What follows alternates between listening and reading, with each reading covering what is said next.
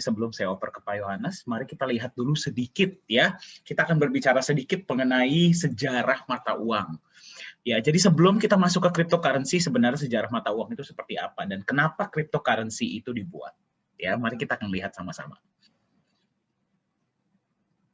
Oke.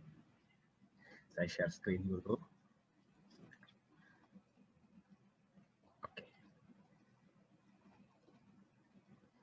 Oke, layar saya kelihatan ya.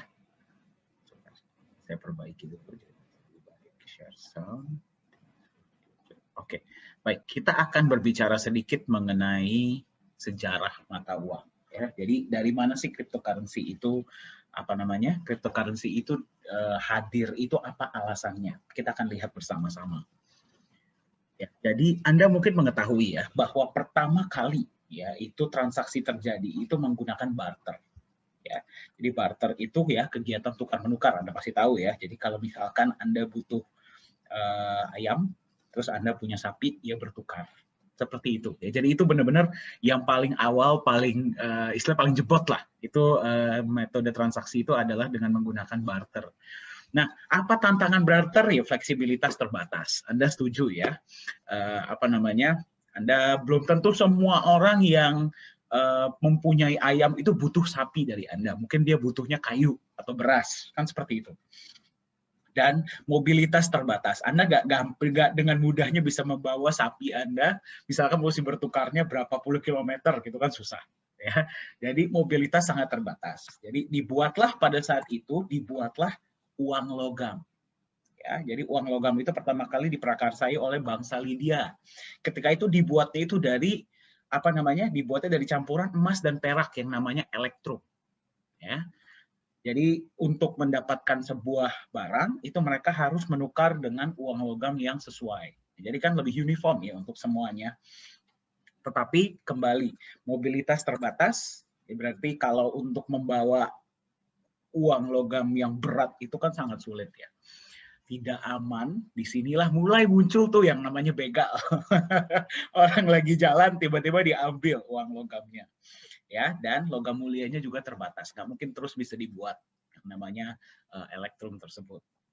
Jadi pada saat itu dibuatlah uang kertas. Ya, uang kertas ini kalau nanti mungkin Pak Yohanes akan bercerita lebih dalam mengenai ini ya, tapi uang kertas ini adalah sebuah bentuk bukti penyimpanan, bukti kepemilikan atas sejumlah uang logam. Yang berarti kita juga bisa sebut sebagai IOU. Ya. Jadi Anda simpan uang logam Anda di satu tempat, Anda dapatlah uang kertas ini, yang berarti Anda memiliki sekian banyak uang logam. Tetapi tantangan utama dari uang kertas atau uang kertas berpindah menjadi uang fiat ya, yang berarti tidak ada backupnya. Ya, itulah tantangan utamanya sebenarnya. Ya, beberapa tantangannya adalah yang pertama tidak aman, yang kedua nilainya terus berkurang.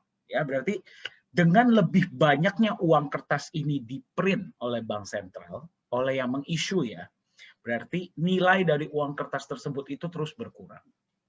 Itulah kenapa kita memiliki yang namanya inflasi. Karena dia itu jumlahnya tidak terbatas. Bisa kalau kurang di-print lagi, kalau kurang di-print lagi, kalau kurang di-print lagi. Itulah kekurangan dari uang kertas. Nah, kemudian muncullah uang elektronik ya, contohnya OVO, GoPay, Dana, M-Banking. Apakah uang elektronik ini menyelesaikan tantangan dari inflasi? Tidak, dia hanya memudahkan saja. Ya, tapi dengan munculnya uang digital, muncullah permasalahan-permasalahan baru. Contohnya tentang pemalsuan. Kalau misalkan Anda menggunakan mata uang, misalkan alat transaksi digital, misalkan OVO, GoPay, Dana, dan sebagainya, data Anda hanya disimpan di satu server saja, yaitu server perusahaan tersebut atau server bank tersebut. Yang jadi pertanyaan adalah, bagaimana kalau server tersebut dijebol atau dihack? Ya, dan yang kedua, kita tahu dari mana data kita itu benar-benar disimpan dan tidak diperjualbelikan. Ya, jadi mungkin Anda pernah baru buka bank, ya tiba-tiba besoknya udah dapat tawaran kartu kredit. Nah, itu kan kita nggak tahu dari mana. Ya, jadi itulah beberapa tantangan-tantangan yang terjadi sehingga warga dunia ini mulai berpikir, apa ya solusinya agar kita bisa bertransaksi peer-to-peer, mengatasi permasalahan inflasi, ya, mengatasi permasalahan inflasi, bisa bertransaksi peer-to-peer. Ya. Apa solusinya? Apa yang harus kita perlakukan? Jadi tidak ada yang namanya pihak ketiga. Itulah di mana munculnya cryptocurrency. Ya, jadi mata uang kripto ini muncul untuk sebenarnya menyelesaikan tantangan-tantangan yang ada di sistem keuangan yang sudah ada sekarang. Jadi dia itu berbentuk revolusi istilahnya ya, revolusi untuk istilahnya kita menciptakan sebuah mata uang baru yang tidak akan kena inflasi, tidak hanya divalidasi oleh otoritas sentral dan bisa dari kita, oleh kita, untuk kita. Nah, ternyata dia itu sudah mulai terkenal ya sekarang, apalagi kemarin Bitcoin nilainya sudah sangat tinggi. Nah, apa perbedaan dari cryptocurrency dan uang digital dan uang-uang lainnya? Ya, dan apa sih sebenarnya potensi ke depannya? Nah, itu yang akan bawakan bukan saya. Ya, sebentar saya stop share dulu. Yang akan bawakan sesi selanjutnya ini adalah CEO dari Nagaya Technologies. Ya, beliau sekarang kita sudah berkecimpung di dunia cryptocurrency ini sudah 3-4 tahun. Ya, jadi beliau yang akan berbagi. Untuk itu, saya persilahkan CEO Nagaya Technologies, Pak Yohanes Chandra, untuk berbagi mengenai cryptocurrency. Silahkan, Pak. Ya, baik. Terima kasih Pak Dhani. Suara saya kedengeran? Oke. Ya, jadi selamat pagi Bapak-Bapak, Ibu-Ibu. Ya, selamat datang dan terima kasih ya sudah meluangkan waktunya di hari Sabtu ini. Ya, untuk menghadiri, kita ingin memberikan sedikit ya tentang cryptocurrency itu apakah bisa menjadi future of money. Ya, saya juga berterima kasih banyak ke Dr. Anton dan juga Ibu Leli yang sudah menginisiasi untuk acara hari ini. Ya, jadi kalau kita melihat, tadi Dr. Anton udah bilang ya, ini fenomena yang cukup luar biasa, terus kemudian juga bahkan Bank Sentral kita, Bank Indonesia itu berencana untuk menerbitkan mata uang digital. Nah, apakah mata uang digital yang nantinya diterbitkan oleh Bank Indonesia ini sebuah cryptocurrency? Itu jawabannya tidak. Jadi di sini juga kita akan membahas apa sih bedanya tentang mata uang digital dan cryptocurrency. Ya. Jadi saya akan mulai dengan share screen saya.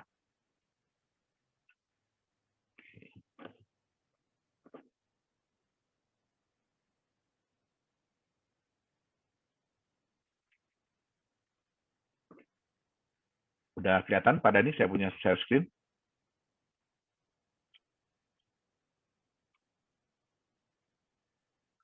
Oke. Ya. Jadi apa sih mata uang kripto? Ya. Mata uang kripto adalah sebenarnya sebuah aset digital. Ya, jadi Bapak Ibu nggak bisa pegang bentuknya. Jadi nggak ada fisiknya. Kalau ditanya Bitcoin itu bentuknya seperti apa sih? Ya, terus kemudian kalau ada yang bilang, saya pernah lihat loh koinnya Bitcoin. Ya, itu bukan Bitcoin. Ya, itu orang mungkin bikin mock up ya, semacam apa ya, souvenir lah. Ya, dalam bentuknya itu dibuat seperti logonya Bitcoin. Ya, tapi Bitcoin itu Bapak Ibu tidak bisa pegang. Jadi tidak ada fisiknya. Dia digital, ya kan? Yang memang dirancang itu untuk media pertukaran. Jadi pada awalnya itu belum dibuat sebagai sebuah mata uang ya, karena gini, konsep mata uang itu baru bisa dibilang mata uang kalau memang ada orang yang mau menerima sebagai alat pembayaran. Ya, nah, jadi pada awalnya itu adalah sebagai media pertukaran. Jadi ya menggunakan kriptografi yang kuat. Ya, terus sistem blockchain dan ledger yang terdistribusi. Nah, ini kita lihat, ini adalah 3 kunci dari sebuah mata uang kripto. Ya, yaitu kriptografi. Kriptografi itu artinya data-data Bapak Ibu itu dienkripsi. Jadi, contoh password ya, kalau Bapak Ibu misalnya passwordnya mau tahu aja deh lo gitu ya. Nah, itu tidak akan muncul mau tahu aja deh lo di dalam sistemnya, tetapi itu berupa angka dan huruf yang di random, diacak ya. Nah, terus kemudian dia menggunakan sistem blockchain. Sistem blockchain ini pun di dunia database itu sebenarnya sudah lama digunakan ya, dan ledger terdistribusi untuk mengamankan transaksi keuangan ya kan, terus untuk mengontrol penciptaan unit tambahan. Jadi mata uang itu yang Bapak Ibu tahu kalau Bitcoin kan pada saat ini kan keluarnya itu 6,25 Bitcoin setiap blok yang terjadi. Ya, jadi itu dikontrol dengan 3 sistem ini. Kemudian untuk memverifikasi aset yang dilakukan, transfer Bitcoin yang dilakukan atau transfer mata uang kripto yang dilakukan itu valid nggak, benar nggak, boleh nggak dilakukan. Ya, nah satu hal yang saya ingin katakan adalah kenapa ya kita di sini tidak membahas hari ini, kita nggak ngebahas nih apa sih itu kriptografi secara detail ya, apa itu sistem blockchain secara detail, ledger distribusi secara detail, nanti Bapak Ibu pasti ngantuk semua ya. Nah, ini 3 hal ini ya. Jadi sebenarnya gini, Bitcoin itu bukan menggunakan teknologi yang wow. Ya, tadi saya lihat di background-nya Dr. Anton itu ada AI ya. Nah, itu adalah teknologi yang wow ya. Tapi apa teknologi yang digunakan oleh Bitcoin? Ya, itu bukan teknologi yang wow, Bapak Ibu. Ya, jadi banyak teknologi-teknologi yang digunakan oleh mata uang kripto itu bukan sesuatu yang luar biasa. Ya. Bahkan kalau kita di dunia programming, ya kan, kita ngelihat sistem yang dipakai sama Bitcoin itu kita cukup amazed. Amazed-nya kenapa? Sesuatu yang sangat simple, sesuatu yang orang tidak pernah duga bahwa ini bisa menjadi hal yang luar biasa. Ya, tetapi yang harus diingat begini, Bitcoin atau seseorang yang namanya Satoshi Nakamoto, dan saya yakin itu bukan orang Jepang, ya, dia berhasil menggabungkan 3 buah konsep, yaitu konsep enkripsi, sistem blockchain, dan ledger yang terdistribusi. Karena dia berhasil menggabungkan 3 konsep ini, sehingga menciptakan sebuah aset yang sangat aman. Ya, secara teknologi ya, sangat aman. Oke. Nah, apa sih karakter utama dari sebuah mata uang kripto? Jadi untuk bisa dinyatakan mata uang itu sebagai mata uang kripto atau aset kripto itu apa? Yang pertama, jumlahnya harus terbatas. Ya, karena memang ini dibuat, jadi karakter ini dibuat untuk melawan mata uang fiat atau mata uang yang dibuat oleh bank sentral. Ya, kemudian diregulasi oleh konsensus. Ya, sehingga apapun yang terjadi di dalam sistemnya itu harus merupakan kesepakatan bersama, keputusan mayoritas. Nah, hebatnya keputusan mayoritas ini dibuat berdasarkan sistem, ya, sistem program. Jadi program, bukan orang. Jadi nggak kayak kita nih, ya, kita lagi ngumpul nih ya, ada 100 orang di dalam Zoom meeting ini, terus kemudian Pak Dhani bertanya, oke, setuju nggak kalau kita begini? Nah, nanti semua orang ngangkat tangan. Ya, nah di sini orangnya tidak perlu hadir, tetapi semuanya sudah diatur oleh sistem. Ya, kemudian trustless. Di mata uang kripto itu tidak ada yang dipercaya. Apa maksud tidak ada yang dipercaya? Ya, kalau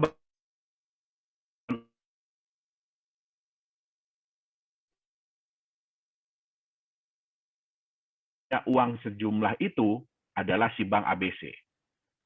Ya, jadi kalaupun misalnya 10 orang, ya pada tanggal sekian saya ada deposit uang sejumlah berapa miliar di bank ABC ini, ya.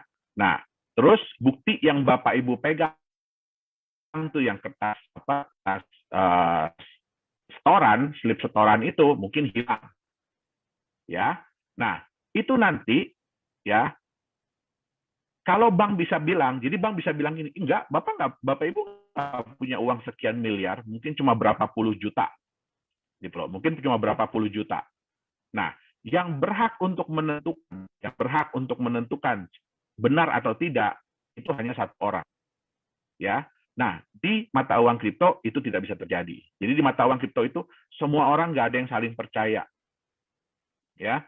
Semua orang nggak ada yang saling percaya. Tadi yang saya bilang distributed ledger itu artinya apa? Ledger itu Bapak Ibu tahu ya, kayak ya di sini kan ada banyak teman-teman pengusaha ya. Nah, ledger itu adalah buku. Jadi buku transaksi. Ya, jadi kita semua itu mencatat transaksi apapun yang terjadi, ya, semua orang pegang buku masing-masing. Jadi pada saat ada suatu transaksi antara si A dengan si B, ya semua orang akan ngecek di buku masing-masing, benar nggak si A itu punya uang sekian? ya. Begitu ada satu aja yang menyatakan, di buku saya itu salah loh, ya di buku saya itu saya udah hitung A itu nggak punya sekian. Nah, sistem itu akan warning, ya. Jadi dia akan warning, terus dia akan ngasih tahu ke yang lain-lain, ini benar nggak sih si A ini punya dana sekian, sehingga yang lain ikutan ngitung, ya. Nah, itu yang disebut dengan trustless. Jadi nggak ada satu pihak yang menyatakan bahwa, oh benar kok si A punya. Terus kalau ada yang lain bilang nggak, dia nggak punya, nah itu, terus dia bilang, apa yang si pihak yang paling utama ini nggak bisa bilang, oh nggak peduli saya, ya di buku saya dia benar. Nah, itu nggak bisa terjadi. Kemudian transparan. Apa yang dimaksud dengan transparan? Ya, kalau di dunia perbankan, Bapak Ibu mau ngecek nih, misalkan Pak Dani bilang sama saya, Pak saya udah transfer duit, mungkin Bapak Ibu ingat ya, dulu itu bank itu biasanya jam 10 itu dia melakukan maintenance, ya, jadi dia melakukan maintenance. Pak Dani udah transfer uang ke saya, tapi belum tentu uangnya udah masuk di rekening saya. Jadi angka itu belum muncul di tempat saya, tapi di tempat Pak Dani udah kepotong. Nah, ini dulu banyak disalahgunakan ya oleh orang-orang yang tidak bertanggung jawab. Jadi mereka itu selalu melakukan transfer itu malam-malam. Ya, terus mereka akan bilang, oh saya udah transfer, ya kan? Tapi di bank saya belum muncul nih. Nah, akhirnya gimana? Mau nelpon ke bank juga nggak bisa, karena di data bank itu juga kalau dia lagi maintenance nggak akan muncul di CS, di customer service itu nggak akan muncul. Ya, nah sehingga terjadilah yang namanya penipuan. Ya, udah barangnya kirim pesan. Ya, nah dia mata uang kripto semua ini transparan. Bapak Ibu bisa lihat ya, itu namanya Explorer. Jadi Bapak Ibu bisa cek kalau ada Pak Dani misalkan bilang sama saya, ya, saya udah transfer Pak ke Bapak. Oke. Nah, ke saya gitu ya, Pak Dani udah transfer ke saya. Nanti saya tinggal minta sama Pak Dani, tolong kasih saya dong transaction ID-nya. Nah, saya tinggal masukin di blok Explorer itu transaction ID, saya bisa cek bener nggak Pak Dani ada kirim ke alamat yang saya kasih, ya ke nomor rekening yang saya kasih. Nah, jadi nggak perlu lagi telepon-telepon ke bank segala macam, ya transparan, tapi rahasia. Nah, gimana caranya sesuatu yang transparan tapi rahasia, ya? Nah, di dunia cryptocurrency, di dunia mata uang kripto, ya orang itu dikenal dengan yang namanya wallet address. Jadi alamat wallet, alamat dompet. Nah, ini bentuknya adalah kombinasi antara angka dengan huruf yang panjang sekali. Ya, sehingga siapa yang bisa mengetahui? Ada nih, semua orang bisa tahu, oh ada transferan dari si alamat wallet A ke alamat wallet B. Tapi sejauh itu aja mereka bisa tahu. Mereka nggak bisa tahu siapakah si A, siapakah si B. Yang tahu hanya si A dan si B. Nah, itu dia. Jadi walaupun transparan tapi rahasia. Kemudian sulit dimanipulasi. Kenapa saya bilang sulit dimanipulasi? Bukan tidak bisa ya, tapi sangat sulit dimanipulasi. Kenapa? Karena setiap orang itu memegang buku besar, buku transaksi itu setiap orang pegang. Jadi kalau mau dimanipulasi, bayangkan ya, kalau data itu hanya ada di 1-2 server, oke lah, hacker tinggal masuk, rubah datanya di 1-2 server, ganti semua itu angkanya.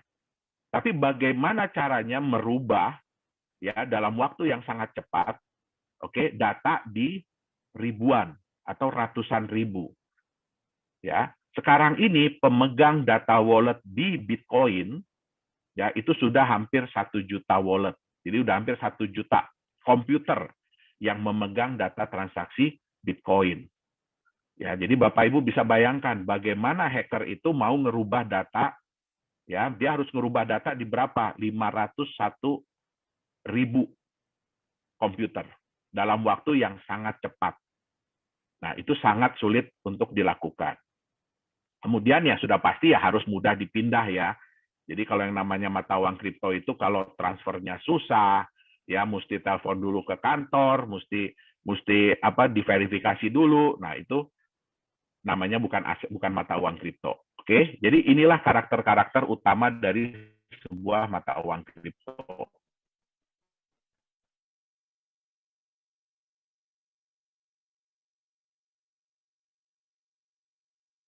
Sudah memulai ya digital money-nya.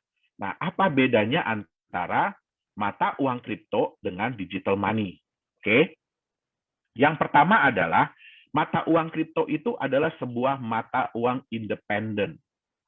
Jadi kalau ditanya Bitcoin itu dibuat oleh siapa, itu nggak ada yang bisa jawab. Ya, dia terkait dengan mata uang apa, itu tidak ada jawabannya. Oke, jadi dia mata uang independen. Digital money itu berdasarkan mata uang fiat.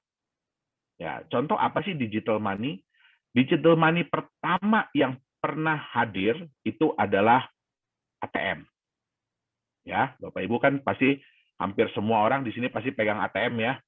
Nah, itu adalah digital money yang pertama kali dibuat. Kemudian muncullah kartu kredit, ya. Kemudian muncullah payment gateway, ya. Sekarang ada digital wallet.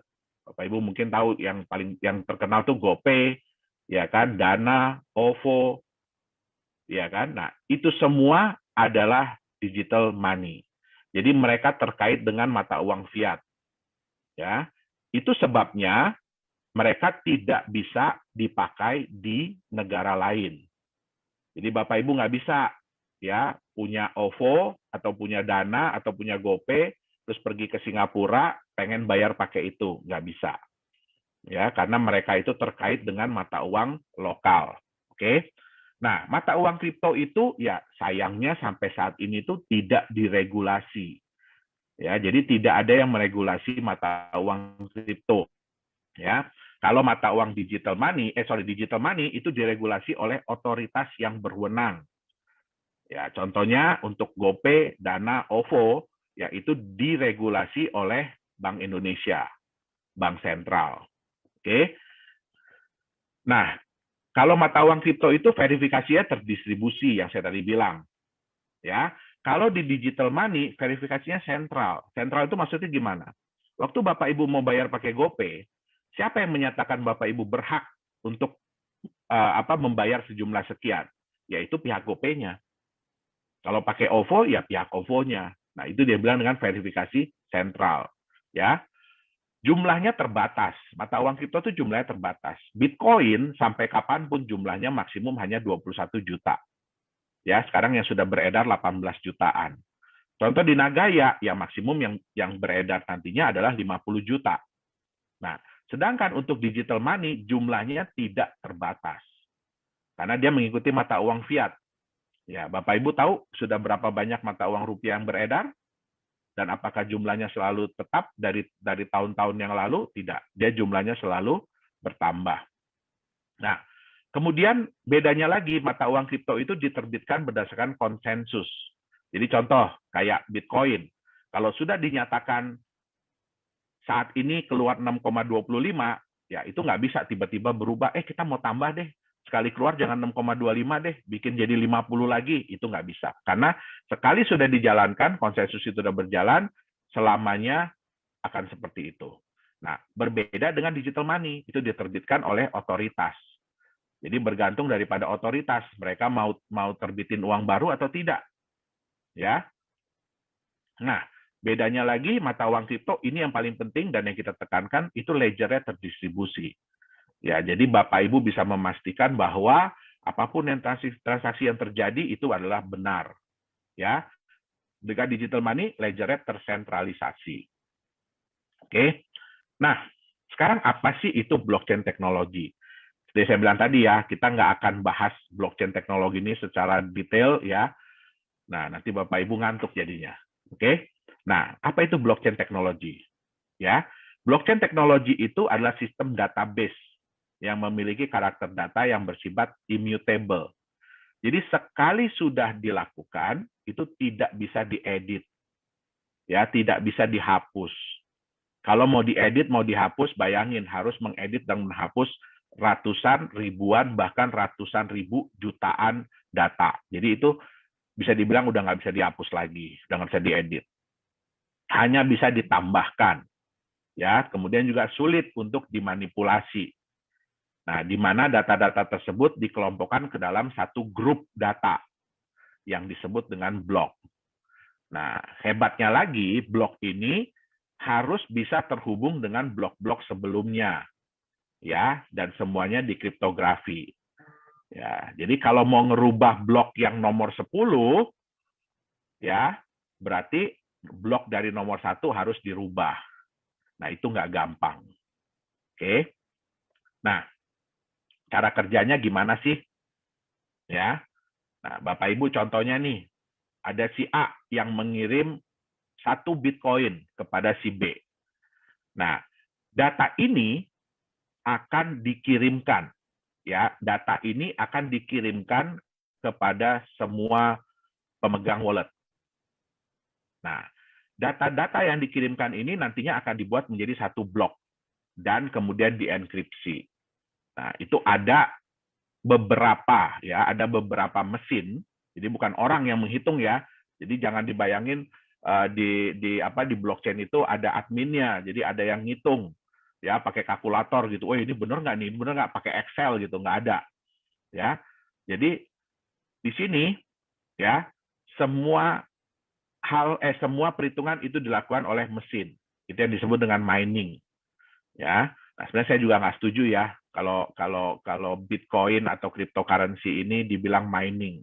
Itu hanya sebuah anggapan, ya, sebuah anggapan seolah-olah untuk menunjukkan bahwa mata uang kripto itu setara dengan emas, ya, setara dengan emas. Nah, itu saya sangat nggak setuju. Karena saya tahu, ya, susahnya, beratnya, capeknya nambang beneran, ya, nambang beneran dibanding dengan menambang Bitcoin. Ya, saya juga menambang Bitcoin dari tahun 2011. Oke.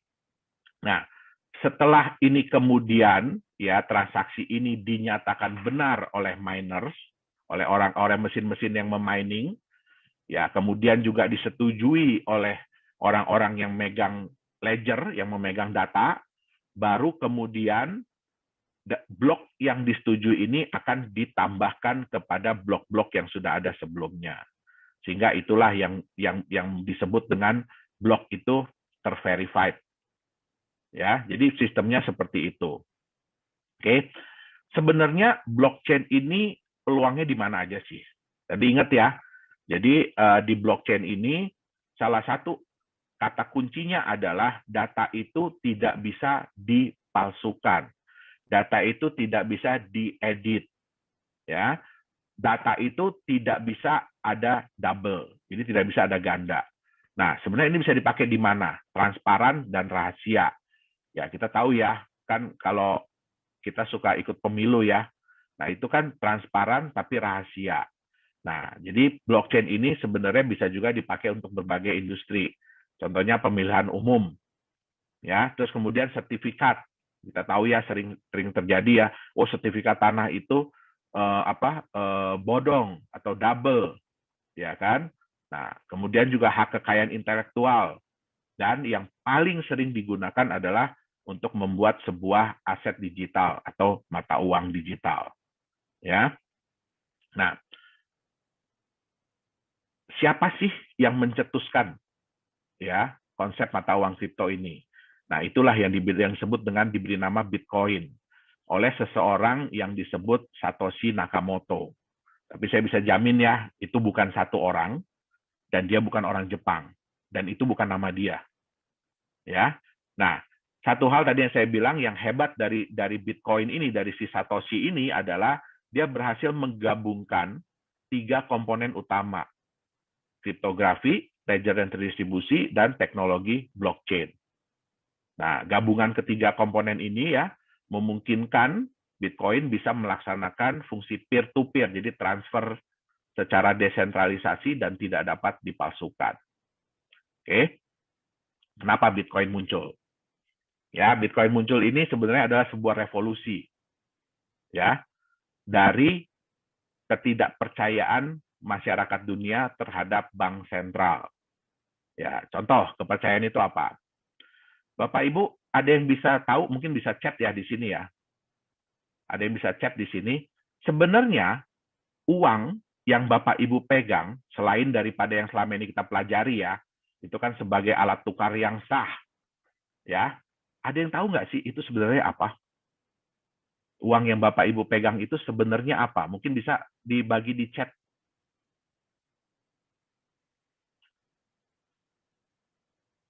uang yang Bapak Ibu pegang itu sebenarnya adalah apa?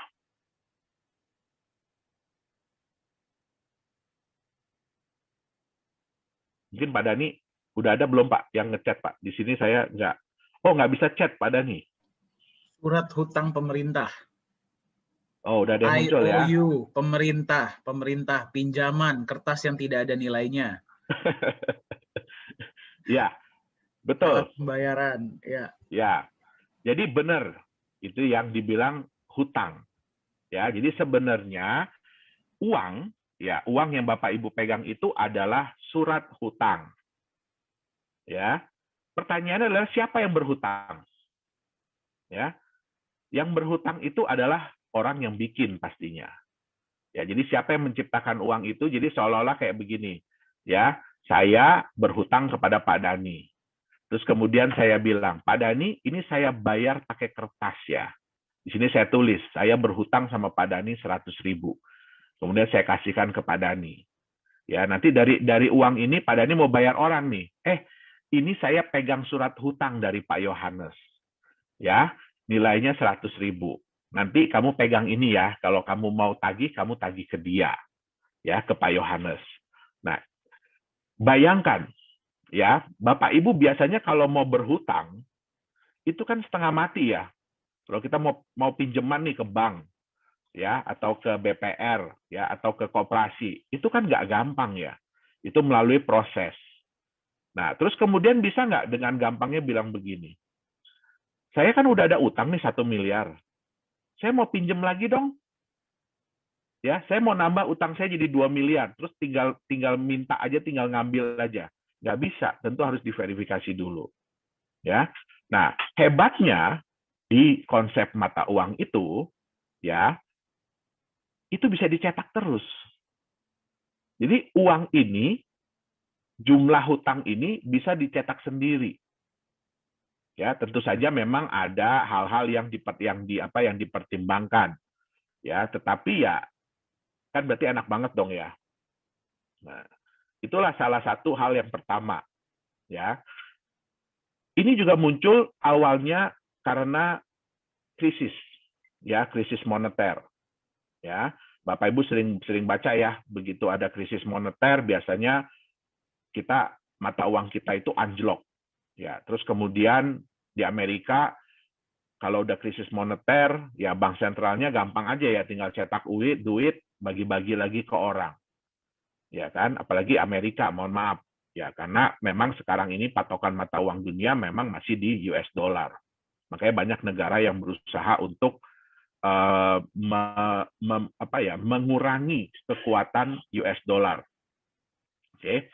Nah, yang kedua, Bapak Ibu berapa banyak yang percaya bahwa kalau Bapak Ibu setor uang gitu, anggap 10 miliar ya hari ini. Bapak Ibu yakin nggak besok uang itu masih ada di bank tersebut? Ya, nggak bisa. Buktinya apa? Ya, buktinya paling gampang apa? Bapak Ibu setor hari ini 10 miliar, anggap nggak usah hari ini ya, siang ini 10 miliar. 2 jam lagi Bapak Ibu bilang, saya nggak jadi deh, saya mau tarik lagi itu yang 10 miliar. Nggak bisa Bapak Ibu. Ya, harus lapor dulu ke Bank Indonesia, ya harus ini itu dulu. Pertanyaannya kan satu, itu uang siapa?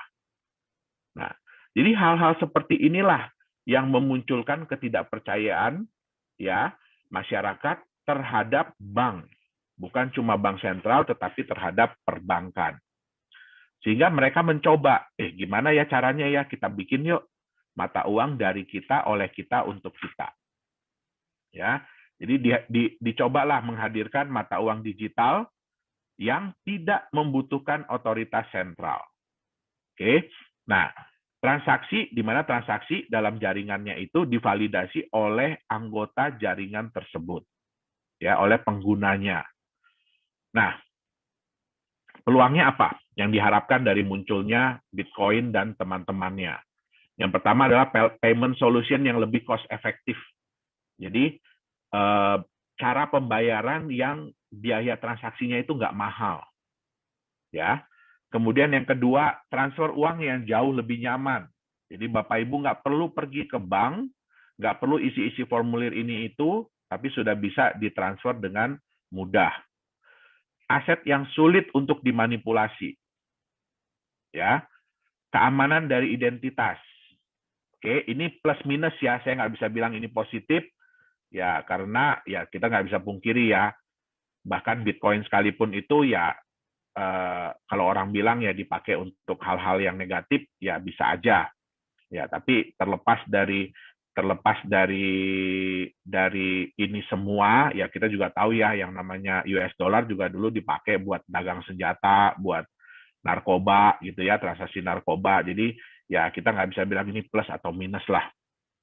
Kemudian, nah ini dapat dijadikan instrumen investasi, ya. Nah ini yang akan kita bahas lebih dalam ya hari ini. Oke, kenapa?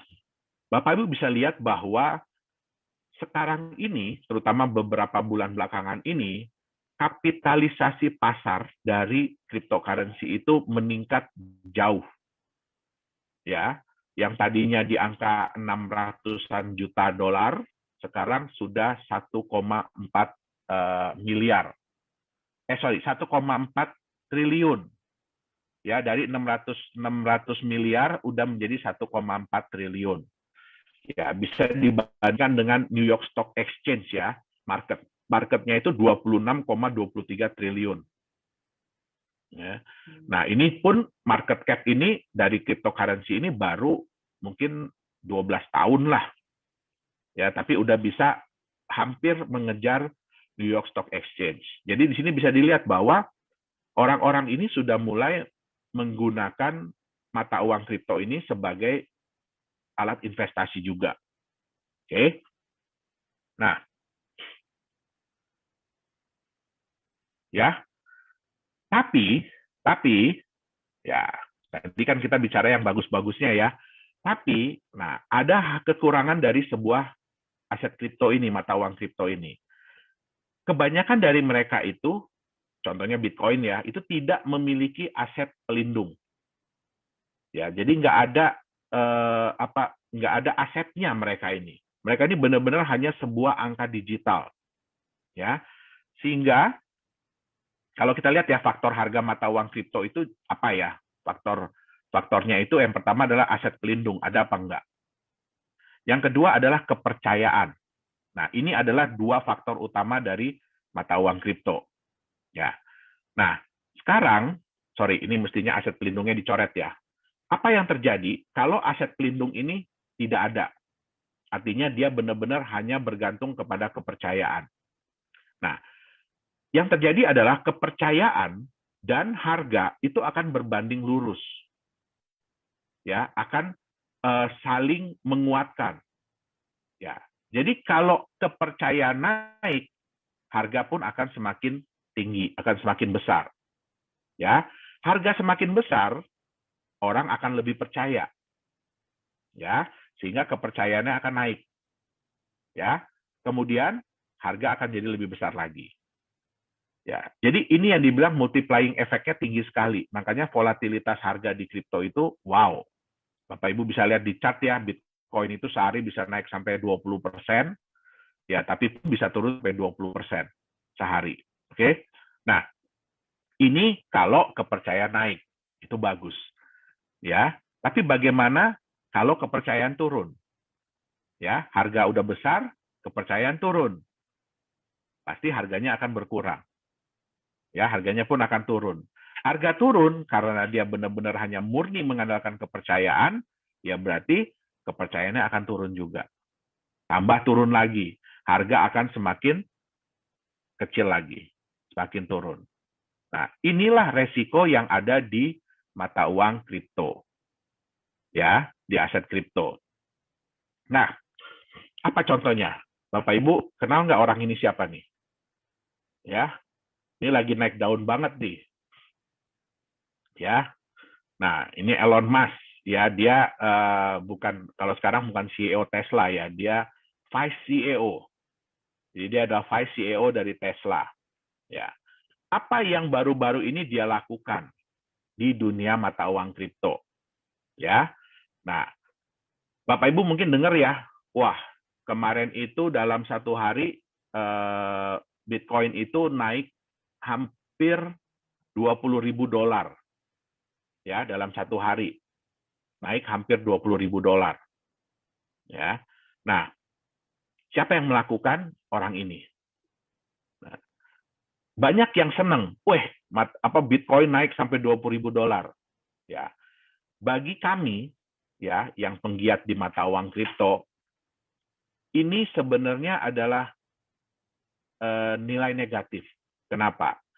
Kejadian kemarin ini menunjukkan bahwa mata uang kripto ini masih fragile, jadi masih rapuh, ya, belum bisa dibilang sebagai aset yang kuat, belum bisa dibilang sebagai aset yang mature, yang dewasa, ya. Apa yang terjadi kemarin? Ya, ini kalau mungkin Bapak Ibu belum kepikiran apa sih strategi yang dilakukan oleh yang namanya Elon Musk ini. Ya, jadi pertama kali itu dia mencoba ini mata uang kripto ini seberapa kuatnya sih. Jadi dia nyoba-nyoba dulu dengan mata uang yang namanya Doge. Doge itu kalau di dunia kripto itu sudah dianggap ya itu mata uang receh lah. Ya, jadi dia coba dulu. Dia coba nge-tweet ya, I love Doge. Ya, Doge itu adalah luar biasa lah ibaratnya ya. Dan terbukti dari omongan dia ya, Doge naik. Ya, harga Doge naik hanya gara-gara dia ngomong. Dia nggak beli loh. Hanya gara-gara dia ngomong. Ya. Terus kemudian dia tweet lagi kedua kali. Di Doge juga. Harganya naik. Ya. Dia coba lagi di beberapa mata uang kripto, harganya naik. Ya, wah, itu menunjukkan apa? Ya, bahwa dengan omongan orang terkenal, ya, harga itu bisa diatur.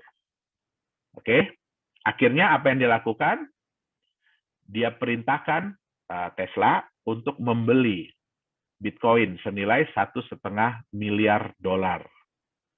Ya, kemudian ya dia kan harus lapor ya ke SEC ya. Jadi dilaporkan, oke, masuklah. Ya, laporan itu kan itu publik, semua orang bisa tahu. Hebohlah dunia. Wah, Elon Musk membeli Tesla. Elon Musk menyuruh Tesla untuk membeli Bitcoin dan bilang bahwa nantinya Tesla akan menerima Bitcoin sebagai alat pembayaran. Tapi ya bukan orang kita doang ya, orang dunia itu ya kalau baca itu cuma setengah-setengah. Dia nggak baca ada tanda di belakangnya. Apabila diizinkan oleh otoritas. Ya, apabila diizinkan oleh otoritas itu nggak dibaca, yang di belakang yang dibaca cuma depannya doang. Ya. Terus dipikirnya, ini Bitcoin Tesla bakalan beli lebih banyak lagi Bitcoin. Dia nggak tahu, itu udah dibeli Bitcoinnya $1,5 miliar. Apa yang terjadi? Harganya melonjak tinggi. Ya, saya ada hitung-hitungan dengan Pak Dani, ya kurang lebih dia bisa dapat untung $500-an juta lah. Ya, jadi Bitcoin dia yang dia beli $1,5 miliar itu, ya pada saat harga tertinggi kemarin sudah sampai 2 miliar. Nah, kita waktu itu ada bikin acara gathering ya, waktu Chinese New Year. Saya bilang, apa yang terjadi kalau dia bilang yang kebalikannya? Bayangkan Bapak Ibu, apa yang terjadi kalau dia bilang yang kebalikannya? Dan benar kejadian. Dia bilang, ini harga Bitcoin udah terlalu tinggi. Dalam satu hari, turun lagi harga Bitcoin. Ya, nah, apa yang bisa kita ambil dari sini? Jadi, ya bahkan Bitcoin, itu mother of coin, ya ibunya dari semua koin, neneknya dari semua koin, itu pun masih fragile. Ya, masih bisa diatur oleh rumor. Ya, Bapak Ibu tentu nggak mau dong punya aset, punya mata uang yang cuma gara-gara ada orang terkenal bilang, ya, saya nggak suka nih dengan aset ini, tiba-tiba harganya drop. Ya, kita kan nggak mau yang seperti itu. Ya, apalagi kalau mau dianggap sebagai mata uang. Ya, di sini banyak ya teman-teman dari KPI, ya, pengusaha. kalau Anda dibayar oleh suatu aset yang ya harganya bisa seperti itu, kira-kira tenang nggak? Ya. Saya lagi baru terima pembayaran nih pakai koin ABC, ya, tiba-tiba 1 jam kemudian harga turun 10%. Stres nggak? Nah, ya, jadi kita sendiri bisa bilang bahwa ya untuk saat ini ya resiko untuk menerima cryptocurrency sebagai mata uang, sebagai alat pembayaran, yaitu masih tinggi sekali. Ya, tergantung lagi balik kepada pihak penjual, mau nggak dia menerima. Ya, nah tapi apakah terus jadi nggak bisa dong Pak? Ya, cryptocurrency itu diterima sebagai mata uang kripto. Bisa, ya, tetapi harus ada harus ada sesuatu yang membantu dia. Ya, jadi kalau kita bilang ya mata uang kripto ini anggap masih kayak anak kecil, ya, anak umur 11 bulan lah, ya, 11 bulan 1 tahun, yang lagi berusaha untuk jalan, yang lagi berusaha untuk berlari.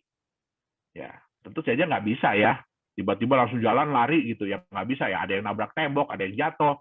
Nah, sehingga perlu sesuatu untuk membimbing dia, untuk menjaga dia. Ya, nah, saya sampai lupa, gara-gara ngebahas orang ini saya sampai lupa, ini chartnya. Ya, ini chartnya. Ya, jadi Bapak Ibu bisa lihat ya, di titik ini, ya Tesla menyatakan bahwa dia membeli 1,5 miliar Bitcoin. Ya, nah harga naik, ya. Nah, begitu harga sudah naik, terus dia bilang, ya, wah, Bitcoin price seems high. Jadi ini udah terlalu tinggi nih harga Bitcoin ini. Udah jeblok lagi harga Bitcoin. Nah, kali ini si Elon Musk ini kena getahnya. Tadi yang Dr. Anton bilang ya, saham Tesla turun. Ya, ya kenapa? Ini udah kebiasaan dia. Ya, sebenarnya nggak boleh aset sebuah perusahaan, apalagi kas ya, uang kas dan setara kas, itu dengan gampangnya CEO bilang, wah udah kita pindahin aja ke Bitcoin. Ya, kita pindahin aja ke Bitcoin. Karena semua orang udah tahu, ya Bitcoin itu high risk. Ya, nah terus dengan gampangnya dia bilang, udah kita pindahin aja ke Bitcoin. Ya, itulah yang menyebabkan ketidakpercayaan dari pemegang-pemegang saham dia. Walaupun harga Bitcoin naik. Nah, di sini dia rugi. Mungkin dia dapat keuntungan dari Bitcoin 500-an juta dolar, ya tapi dari penurunan harga saham, ya dia kehilangan nilai saham dia hampir 200 miliar, kalau nggak salah saya, 200 miliar dolar. Nah, jadi sekali ini dia kena getahnya. Ya, makanya juga CEO Microsoft bilang, ya, kalau Anda tidak sekaya Elon Musk, jangan deh bermain di Bitcoin. Ya, kenapa? Bitcoin ini, jujur, Bitcoin ini sudah dianggap bukan lagi sebagai mata uang sebenarnya, tetapi sudah dianggap sebagai gambling atau judi. Ya, kenapa? Ya karena volatilitasnya tinggi, kemudian terlalu terkait dengan rumor, ya. Nah, itu yang menyebabkan banyak ahli-ahli yang menyatakan bahwa ini bukan lagi mata uang kripto, konsepnya udah beralih jauh. Ya, ini udah dianggap gambling, ya. Oke. Nah, saya bilang tadi ya, jadi banyak orang yang mengklaim bahwa oh Bitcoin itu emas, Bitcoin itu sama dengan emas. Ya, tapi kita lihat dulu volatilitas antara Bitcoin dengan emas. Ya, ini Bitcoin chart. Ya, Bapak Ibu bisa lihat ya, itu sekali naiknya bisa wow, sekali turunnya bisa wow. Ya, nah ini dengan emas. Kalau kita lihat di jangka panjang, memang emas emas memang ada naik turunnya. Tapi kalau kita lihat grafik secara jangka panjang, ya emas itu relatif naik. Itu dia. Oke. Nah, kita bicara Bitcoin ya. Bitcoin ini yang sukses lah ya, kita bicara ya. Tapi ya kesuksesan dia itu juga bukan dalam waktu yang singkat. Ya. Tapi butuh waktu. Bitcoin itu baru mendapatkan pengakuan itu di tahun ke-6, tahun ke-7. ya, baru kemudian berkembang pesat. Bahkan di tahun 2018 dia sempat drop jauh sekali, sampai tingkat kepercayaan orang itu ya bisa dibilang rendah banget lah. Nah, sayangnya ya banyak sekali pengikutnya. Ini Bapak Ibu bisa lihat ya di coinmarketcap.com, hari ini aja cryptocurrency, mata uang kripto yang muncul itu sudah mencapai 8.697. Jadi banyak sekali pengikut-pengikut dari Bitcoin. Ya, banyak orang-orang yang menyatakan begini, kalau Bapak Ibu beli Bitcoin itu harga udah terlalu mahal, udah terlalu tinggi. Mendingan beli koin kami. Harga masih murah. Ya, harga masih rendah. Ya kan? Nah, tapi kita lihat ya, 95% dari pengikut-pengikut Bitcoin itu begini bentuknya. Mereka rata-rata kehilangan nilai dalam jangka panjang. Ya. Apakah Bapak Ibu mau punya mata uang, punya aset yang seperti ini? Ya, ini mungkin kira-kira grafiknya mirip kayak mata uang Venezuela hari ini. Ya. Nah, jadi banyak sekali yang seperti ini. Oke. Nah, biasanya ya mereka itu menawarkan mata uangnya itu dengan cara ICO yang disebut dengan Initial Coin Offering. Ya kan? Yang ini merupakan sebenarnya adalah penggalangan dana, di mana startup ya, jadi biasanya perusahaan-perusahaan baru mengeluarkan koin mereka sendiri untuk ditukarkan dengan mata uang fiat atau koin-koin lain yang sudah lebih established, yang udah lebih jadi lah, udah ada marketnya. Oke, nah sayangnya ya ini juga harus hati-hati ya. Sayangnya banyak koin-koin ini yang akhirnya berujung scam. Ya, ini bisa kita lihat ya. Ini Pincoin dan Ivan, ya, ini yang paling heboh. Kenapa? Karena mereka menggunakan public figure di Amerika. Yaitu ada petinju terkenal, ya, ada penyanyi terkenal, ya mereka mengendorse dari koin ini dan kenyataannya koin ini akhirnya scam. Ya. Dan di Indonesia banyak sekali, ya, bukan nggak ada ya, tapi di Indonesia juga banyak yang akhirnya berujung dengan scam. Ya. Oke. Nah, tipe-tipe apa sih yang bisa Bapak Ibu temukan ya di ICO? Yang pertama adalah ICO tuh dengan konsep yang benar. Jadi konsepnya itu benar dan berpotensi naik untuk jangka panjang. Jadi yang seperti saya bilang, Bitcoin sekalipun yang koin pertama itu butuh waktu ya untuk kenaikan nilai. Oke. Yang kedua, ICO dengan konsep bisnis yang tidak realistis. Contoh, kalau Bapak Ibu menemukan cryptocurrency yang menyatakan bahwa nantinya akan bisa dipakai sebagai alat pembayaran di Indonesia, itu tidak realistis. Ya, kenapa? Indonesia ini hanya menerima satu mata uang, satu alat pembayaran, yaitu rupiah. Bahkan Bapak Ibu tidak bisa bayar pakai US dollar, tidak bisa bayar pakai mata uang lain. Itu contohnya salah satu. Kemudian, ya contohnya adalah yang memberikan janji imbal hasil yang luar biasa. 1% sehari, 3% sehari, 30% sebulan, ada yang 100% sebulan. Nah, itu tidak realistis. Oke. Konsep bisnis yang sama saja seperti yang lain. Ya, biasanya ICO ini mereka menawarkan konsep bisnis apa? Mereka akan bikin market dari kripto. Ya, tadi mungkin nanti bisa lihat ya di CoinMarketCap, hari ini market dari kripto, jadi orang-orang yang berusaha menyediakan tempat jual beli kripto itu sudah 35.000 market. Ya, apakah semua akan berhasil? Tentu tidak. Ya, jadi kalau misalkan ini yang paling penting ya, Bapak Ibu tolong pelajari. Kalau konsep bisnisnya sama saja dengan yang lain yang sudah pernah gagal, ya berarti jangan diikutin. Oke? Nah, banyak juga ya ICO itu dengan tim manajemennya jago IT. Wah, mereka jago banget komputer, program segala macam, tapi tidak jago bisnis. Ya, kenapa? Ya karena ya saya bilang tadi ya, itu kan penggalangan dana ya untuk menjalankan bisnis, untuk menjalankan proyek. Ya, tapi kalau orang-orang yang nggak jago bisnis ya sama aja bunuh diri. Oke?